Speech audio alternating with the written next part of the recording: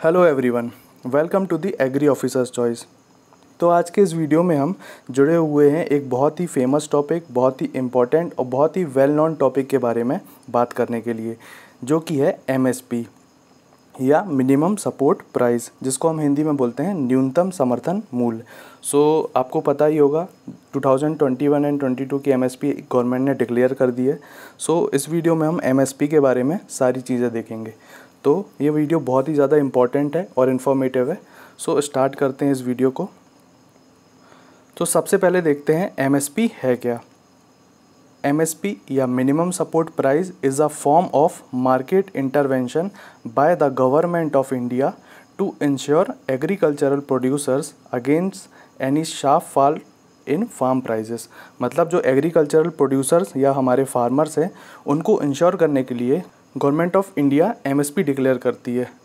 ठीक है। ये एमएसपी डिक्लेयर करने की ज़रूरत क्यों होती है वो समझते हैं सबसे पहले। जैसे कि प्रोडक्शन हुआ तो प्रोडक्शन कभी कभार कम हो जाता है, नॉर्मल से प्रोडक्शन कभी कभार कम हो जाता है। जो प्रोडक्शन कम होगा तो जाहिर सी बात है लॉस होगा फार्मर को। ठीक है। बट जब प्रोडक्शन ज़्यादा होता है, जब प्रोडक्शन बहुत ज़्यादा हो जाएगा, बम्पर प्रोडक्शन हो जाएगा, तो प्राइस होती है बहुत ज़्यादा कम।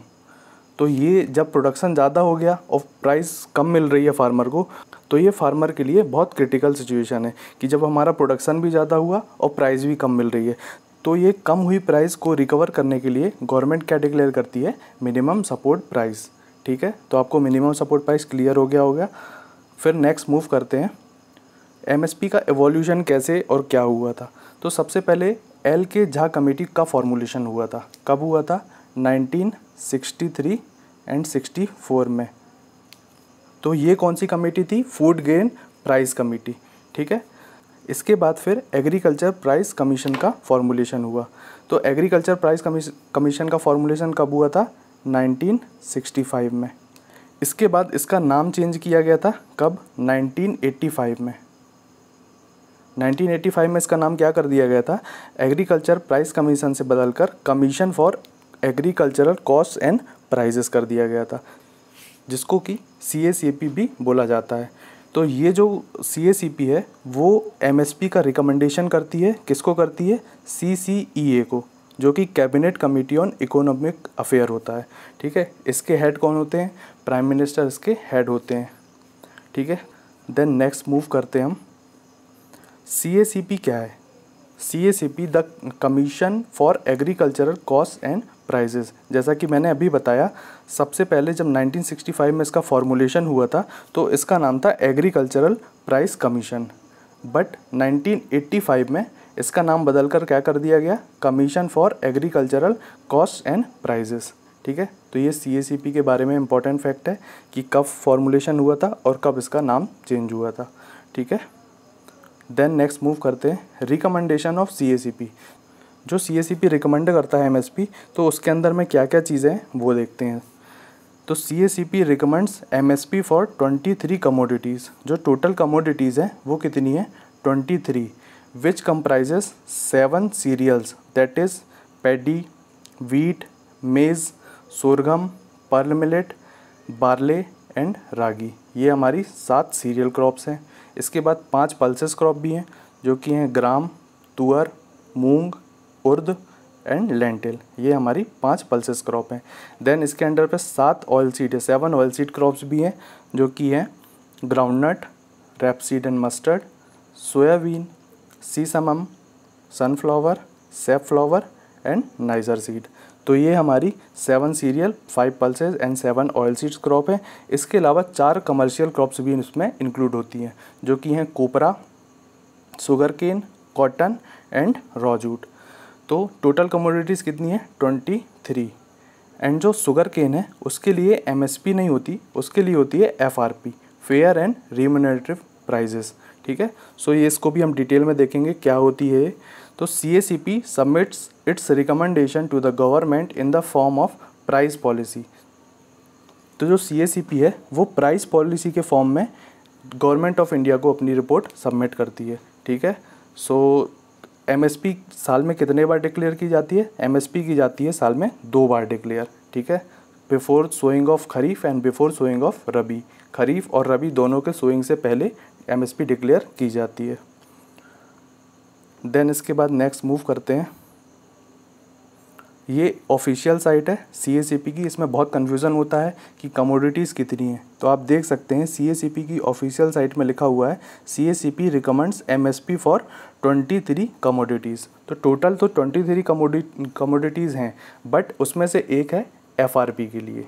क्लियर है? तो एफआरपी का रिकमेंडेशन कौन करता है? सीएसीपी ही करता है।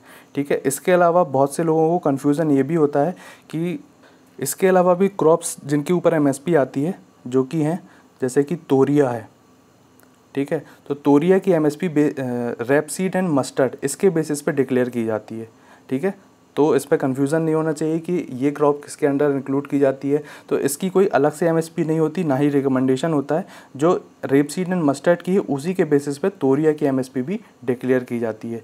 इसके अलावा जो डीहस्क कोकोनट होता है,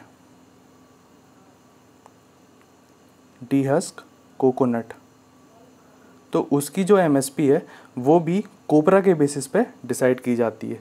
ठीक है। तो ये 23 क्रॉप तो हमारी थी ही पहले से। ये एक डीहस्क कोकोनट 24, एक तोरिया है 25। ठीक है। ऐसे टोटल अगर कम्युनिटीज़ की बात की जाए तो 25 हो गई, लेकिन जो सीएसीपी रिकमेंड करता है वो ओरिजिनली 23 कमोडिटीज़ के लिए रिकमेंड करता है। ठीक है। इसके अलावा एक और कमोडिटी है जिसकी ऑफिशियली कोई एमएसपी नेशनल लेवल पर डिक्लेयर नहीं की जाती, उसमें जो स्टेट लेवल पर है वो ही डिक्लेयर करके अनाउंस कर देते हैं, जो कि है VFC टोबैको। VFC का मतलब क्या है? Virginia flu cured. मतलब जो वर्जीनिया फ्लू क्यूर्ड टोबैको होती है उसकी भी एमएसपी डिक्लेयर की जाती है। बट ये स्टेट गवर्नमेंट जो कि टोबैको प्रोड्यूसिंग स्टेट है, जैसे कि आंध्र प्रदेश है ना, तो वो डिक्लेयर खुद ही कर लेते हैं। ये नेशनल लेवल पर इसकी एमएसपी डिक्लेयर नहीं की जाती है। इतना क्लियर है आप सभी को? ओके। देन नेक्स्ट मूव करते हैं FRP for sugar cane. So sugar cane की जो फेयर एंड रिम्यूनरेटिव प्राइजेस है उसके बारे में देखते हैं। So FRP stands for fair and remunerative prices. It is declared for sugar cane only. ये शुगर केन के लिए ही बस डिक्लेयर की जाती है। CACP recommends FRP for sugar cane. तो जो इसका रिकमेंडेशन होता है वो सीएसीपी ही करता है। Clear? Before FRP there was concept of statutory minimum price, SMP, जिसको हम एसएमपी भी बोलते हैं। तो एफआरपी के पहले ये एसएमपी चलती थी। किसके लिए? शुगर केन के लिए। ठीक है। सो एफआरपी कब से स्टार्ट हुई? 2009 से। 2009 के बाद एसएमपी को ख़त्म कर दिया गया, उसके बाद एफआरपी को स्टार्ट किया गया। ठीक है। FRP is decided on the basis of recovery rate of sugar from sugar cane. तो शुगर केन किस लिए यूज़ होता है? शुगर केन मेनली यूज़ होता है शुगर के लिए। ठीक है। सो जो अभी की प्रेजेंट रिकवरी रेट है वो 10% है, और जो अभी का प्रेजेंट एफआरपी है वो है 285 रुपीज़ पर कुंटल। तो जो अभी का रेट है वो 285 है, और जो रिकवरी रेट है वो 10% है। इस पर एक क्राइटेरिया है, जैसे कि फार्मर शुगर केन को लेकर अगर शुगर मिल्स पे जाता है, ठीक है, सो जो उसकी जो मिनिमम रिकवरी रेट है वो तो 10% है। अगर 10% से ज़्यादा रिकवरी रेट हुआ उस कंडीशन में क्या होगा? तो जब 10% से ज़्यादा रिकवरी रेट होता है तो 0.1% पे, मतलब 10% से अगर ज़्यादा है तो हर 0.1% पे 2.85 रुपीज़ पर कुंटल ये इनको एक्स्ट्रा दिया जाता है। ठीक है। तो हर 0.1% पे 2.85 पर कुंटल, 2.85 रुपीज़ पर कुंटल। ऐसे ही अगर 10% से रिकवरी रेट कम होगा तो 0.1% के लिए 2.85 पर कुंटल कम भी होता है। ठीक है। तो ये बेसिक रिकवरी रेट है 10%, जिसका ये क्राइटेरिया सारा। होप सो आपको ये क्लियर हो गया होगा। देन इसके बाद मूव करते हैं डिटर्मिनेशन ऑफ एमएसपी। एमएसपी का डिटर्मिनेशन कैसे किया जाता है, किन किन बातों का ध्यान रखा जाता है? तो सबसे पहला है डिमांड एंड सप्लाई। डिमांड और सप्लाई को देखा जाता है। इसके बाद है कॉस्ट ऑफ प्रोडक्शन। तो एमएसपी डिसाइड करने के लिए सबसे इम्पॉर्टेंट फैक्टर है कॉस्ट ऑफ प्रोडक्शन। जैसा कि आपको पता ही है, कॉस्ट ऑफ कल्टीवेशन होता है एक, और एक होता है कॉस्ट ऑफ प्रोडक्शन। तो cost of cultivation per hectare के बेसिस पे कैलकुलेट किया जाता है, एंड जो कॉस्ट ऑफ प्रोडक्शन है वो पर क्विंटल के बेसिस पे किया जाता है। ठीक है, पर क्विंटल के बेसिस पे किया जाता है, इसलिए एमएसपी भी जो दिया जाता है वो रुपीज़ पर क्विंटल दिया जाता है। क्लियर है। इसके बाद है price trends in the market both domestic and international. तो डोमेस्टिक और इंटरनेशनल पे का जो प्राइस ट्रेंड है वो भी देखा जाता है एमएसपी को फॉर्मुलेट करने के लिए। इसके बाद है terms of trade between agriculture and non agriculture.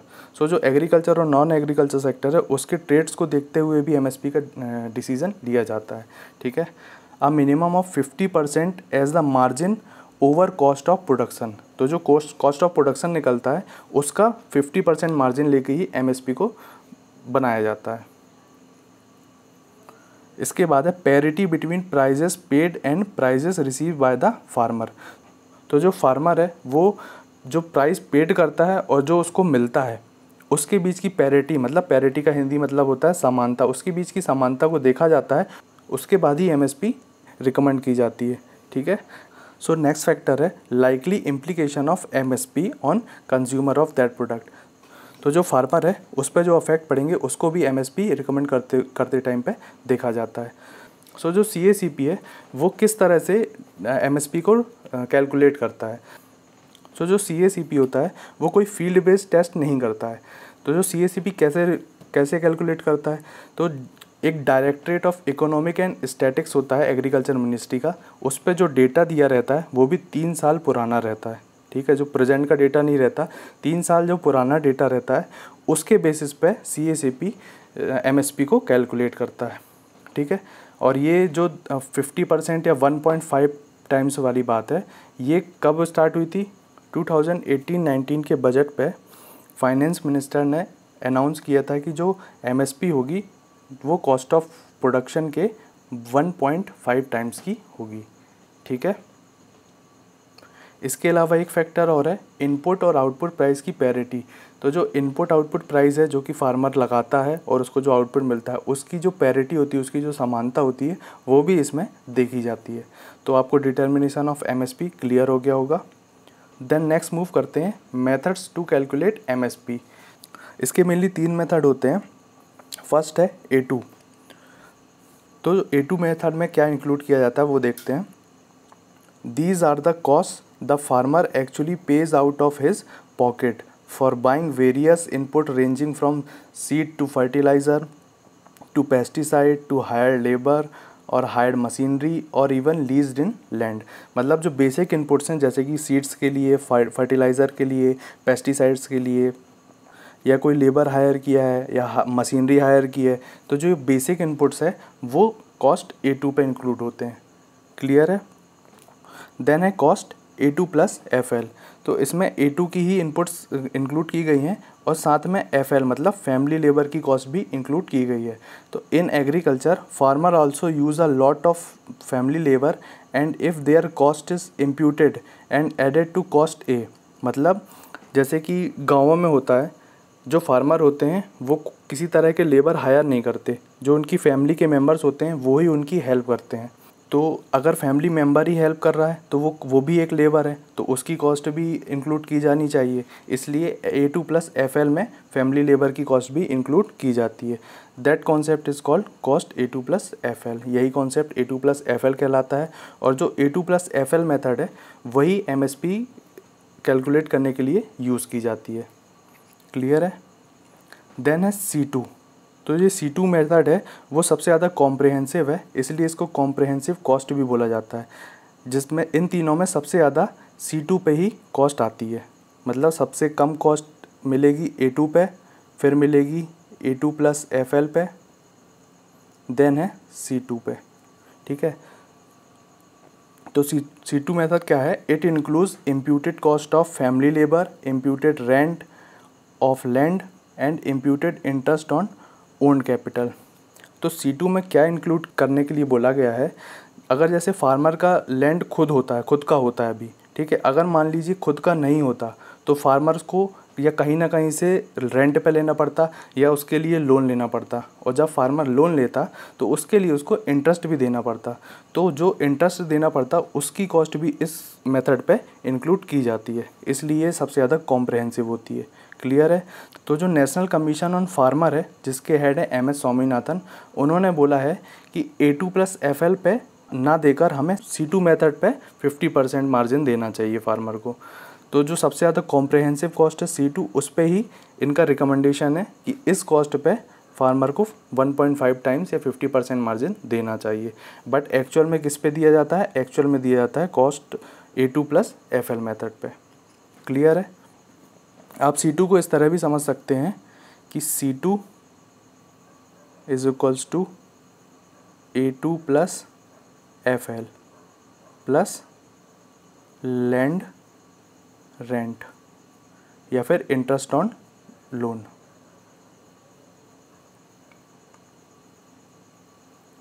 ये C2 पे इन सब का कॉम्बिनेशन होता है, इन सब की कॉस्ट को इंक्लूड किया जाता है। क्लियर है?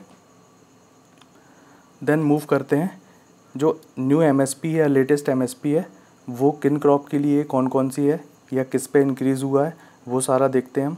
तो पैडी, जो कॉमन पैडी है, उसके लिए लास्ट ईयर MSP थी 1868 और दिस ईयर MSP अनाउंस की गई है 1940, तो इंक्रीज़ हुआ है 72। आपको तीनों चीज़ें याद होनी चाहिए, जैसा कि AFO के 2019 के एग्ज़ाम में 2 क्वेश्चन आए थे MSP से। एक तो उस साल की प्रेजेंट ईयर की MSP पूछी गई थी पैडी की, और एक लास्ट ईयर की MSP पूछी गई थी वीट की।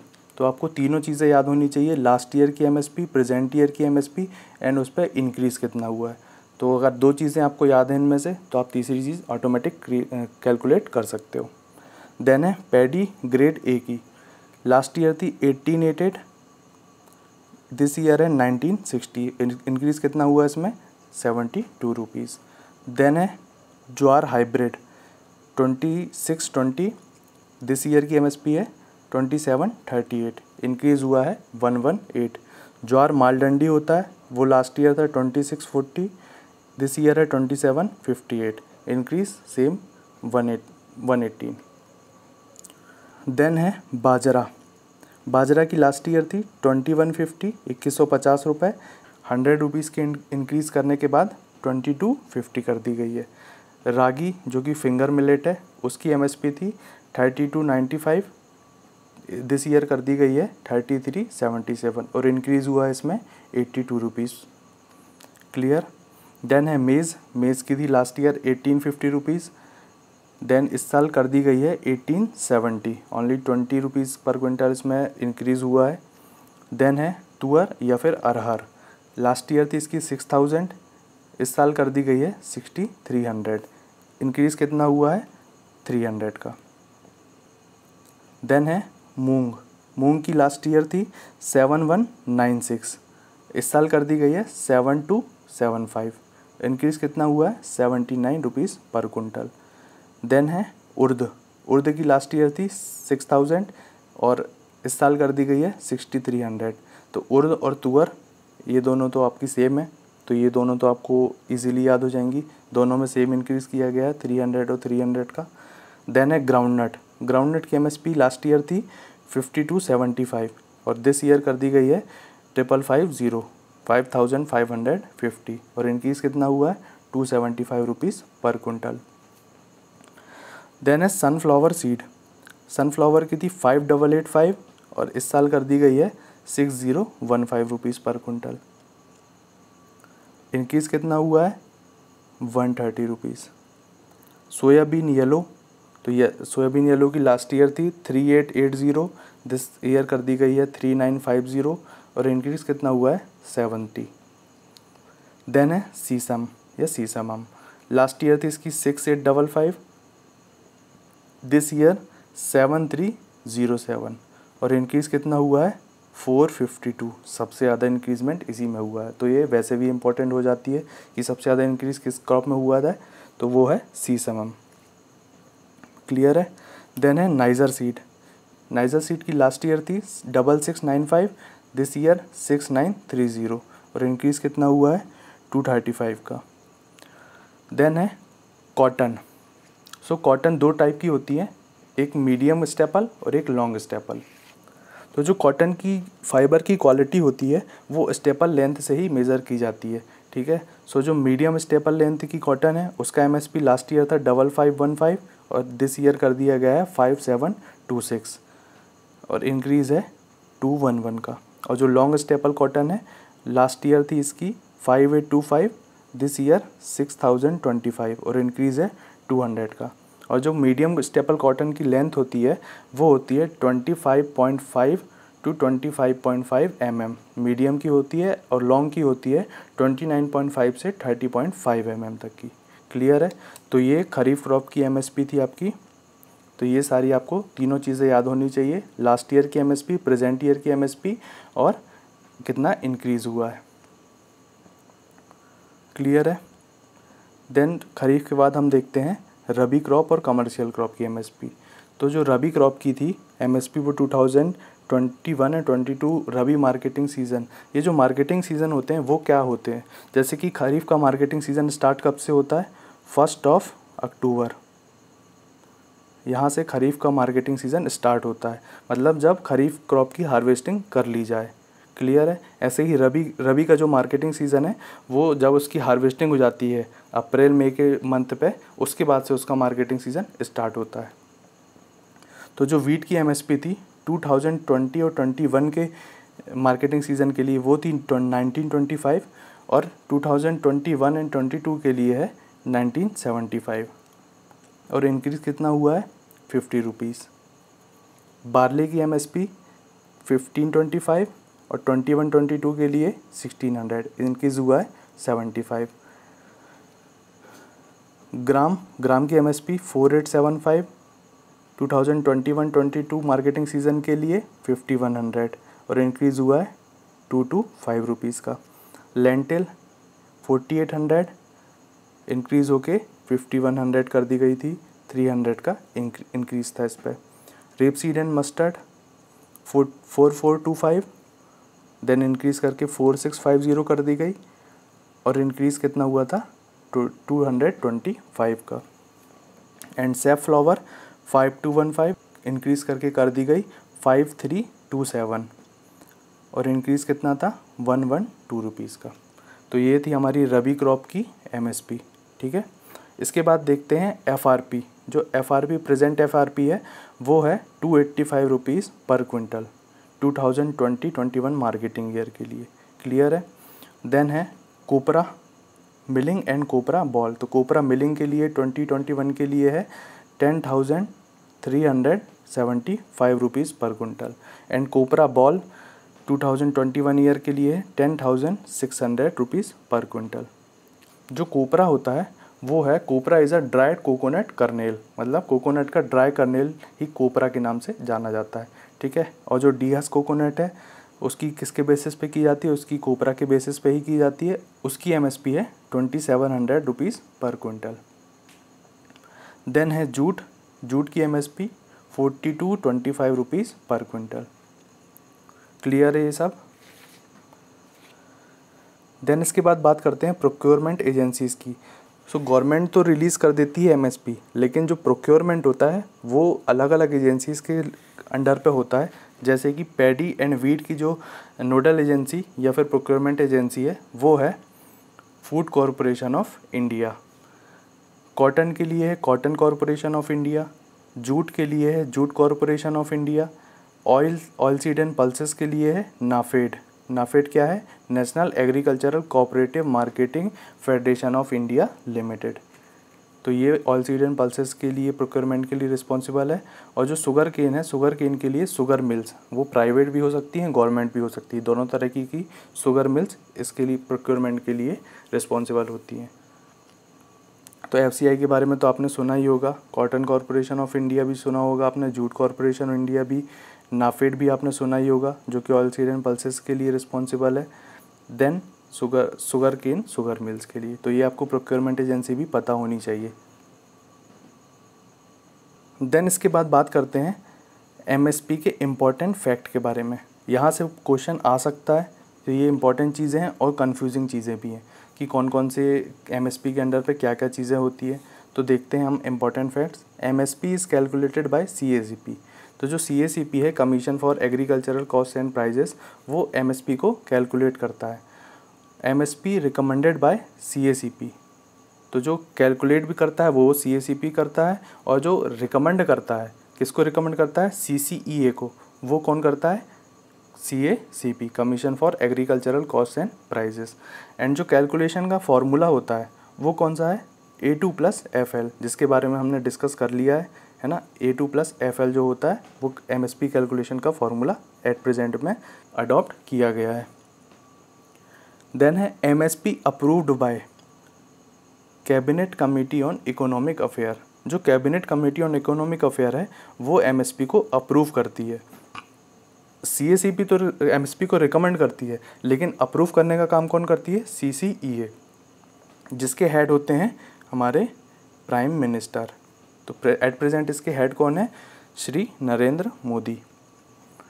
ठीक है। सो CACP जो होती है उसको MSP तो पहले से पता होती है, बट उसके पास राइट नहीं है कि वो MSP को डिक्लेयर कर सके। तो जब MSP CCEA अप्रूव कर देता है, देन MSP अनाउंस होती है। तो वो अनाउंस कौन करता है? या तो प्राइम मिनिस्टर ऑफ इंडिया, या तो फिर गवर्नमेंट ऑफ इंडिया भी आप बोल सकते हैं। तो CCEA या फिर गवर्नमेंट ऑफ इंडिया इसको अनाउंस करते हैं। यूजुअली जो CCEA के हेड होते हैं, मतलब प्राइम मिनिस्टर ऑफ इंडिया, वो इसको अनाउंस करते हैं। और जो शुगर केन की FRP है जो हमने बात की थी अभी, वो कब स्टार्ट हुई थी? 2009 में। सो होप MSP के बारे में आपको सारी चीज़ें क्लियर हो गई होंगी।